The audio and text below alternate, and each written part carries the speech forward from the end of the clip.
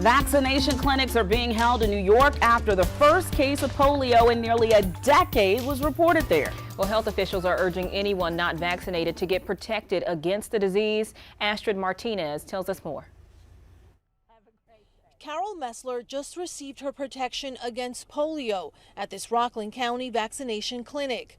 I don't remember if I ever had a polio vaccine, and I felt that I needed to be safe. Health officials say an unvaccinated young adult from the area recently contracted polio. The virus can infect a person's spinal cord and can lead to disability and death. It seeks out certain cells and it infects and destroys them. If the cells are destroyed, the muscles cannot move. The patient developed paralysis. The State Department of Health and the CDC confirmed the virus was transmitted from a person who received the oral polio vaccine used in other countries. We've seen an occasional outlying case of someone that's what we call a vaccine-related case of polio. The oral vaccine is no longer used in the U.S.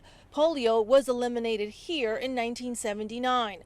Dr. William Schaffner with Vanderbilt University Medical Center says the risk to the general public is essentially zero. We have very, very high vaccination rates in the United States against polio, well over 90%. Rockland County was at the heart of the 2018-2019 measles outbreak. Hundreds of cases were reported in religious communities with low vaccination rates. We have communities scattered across the country that are under-vaccinated, and these diseases continue to exist in other parts of the world. Dr. Schaffner says it's critical everyone stay up to date on all vaccinations. Astrid Martinez, CBS News, Pomona, New York.